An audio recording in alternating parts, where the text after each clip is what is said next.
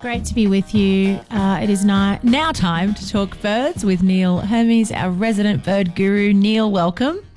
Tatjana, good morning to you. Hello. Oh, we are having a weird power outage in the studio. Can you still hear me? I can hear you perfectly. Fantastic. There is something weird going on out there, but I will carry on. Now, our first story is about breeding birds in captivity to alter their wing shapes. That doesn't sound very good. No, well, when you say to alter them, this is something that hasn't been done deliberately. Oh, good. What they've discovered, because we know that sometimes having captive birds is a way of helping a very rare bird survive in when they're highly endangered, and birds are taken captivity and bred. What we discovered in the orange-bellied parrot in Tasmania is some of the birds that they're breeding in captivity actually change their feather shape. Right. Now, the question is whether or not this is causing a decline in the birds when they're then released back into the wild. Mm. And it does raise a bigger issue about when you're breeding birds in captivity for re-release, whether or not we're actually keeping them true to type. So what does changing their feathers and wing shape do, essentially? Well, one of the disturbing things is that when birds have been released, those with slightly altered feathers have a lower chance of survival have had a lower chance of survival in the wild. Because the orange-bellied parrot is a migratory bird, and it really depends on its wings being in perfect shape. Mm. So this is potentially a very serious matter. But more broadly, when you breed any animal in captivity or domestically or whatever, you can change the nature of the animal over a period of time by the breeding process. And the question is, we have to be very completely vigilant when we're breeding birds in captivity or any endangered animal in captivity, that we're not changing the animal before we then re-release it into the wild. Otherwise, we might be jeopardising the survival of the bird or the animal in the long term. Well, you hear about, people breeding the wrong, breeding dogs and sort of all sorts of health problems ensuing. That's exactly the point. What happens is you might be breeding domestically for a particular colour or shape or whatever, but inadvertently you get some other characteristic. Now, this can happen when you're doing captive breeding of rare animals, and particularly birds in this case, and inadvertently you might be breeding a factor in, and it could be being determined by the bird you originally captured and their characteristics, or it could be something to do with the maintaining of the animals in captivity. But whatever it is, we now are aware that we're aware by this study on the orange-bellied parrots and other birds that we have to be very careful about how we monitor these potential changes in captive bred birds. Yeah, absolutely. Now, the next story is not too fun. The avian flu, or the bird flu, continuing to spread throughout the world and infecting some mammals. What's the risk to us here? Look, this is a very serious story, and people have heard of bird flu. Currently, there's a bird flu pandemic happening around the world. 50 million birds have been killed in the last couple of years.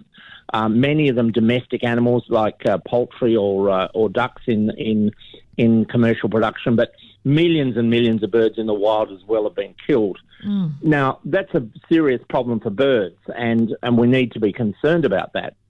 But we also now are very well aware that if there's a virus that's circulating in wild animals, it can actually cross over into the human population. So whilst 50 million birds dying around the world is a tragedy for birds, it's also a huge a red flag for us in terms of protecting ourselves, because bird flu potentially has the opportunity to cross over and become a human virus. Now, it hasn't done that yet. The deaths that have occurred from bird flu, and there have been some in humans, have only occurred where the people have been handling the dead birds and getting direct contact. So we haven't actually had any crossover yet, but whilst there's these huge amounts of disease circulating in wild bird populations, it is something that we need to be extremely careful of and do everything we can to protect the birds, because we're in fact protecting ourselves if we do that.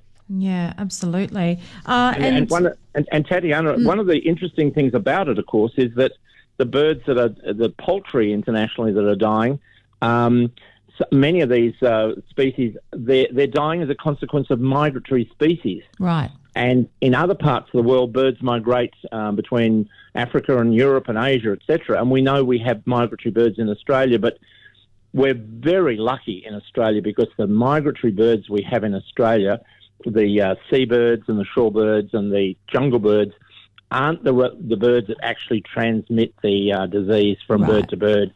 That we don't have the migratory ducks that they have in other parts of the world. So we are somewhat protected, but we need to be vigilant about it. Yeah, absolutely. And a better story is rains boosting migratory local shorebirds in South Australia, including some rare species, which is great. This is a good story. This is a story about an increase in the number of birds in South Australia.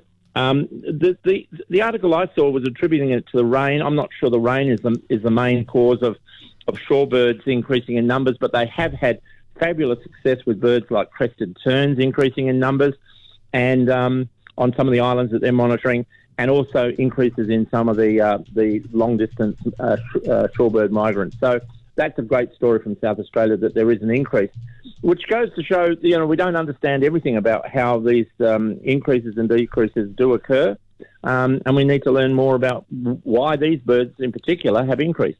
Fantastic. And just lastly, what are your birding movements this weekend, Neil? The weather looks a little bit dicey. Yes, I sort of reserved my position today a little bit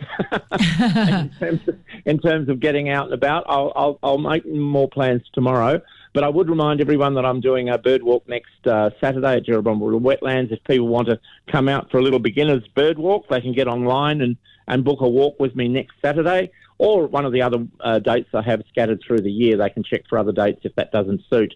But I'll be out at the wetlands next Saturday with a small group of beginners and showing them how to learn bird watching. Wonderful. And all that info is neilhermes.com. Neil, always a pleasure.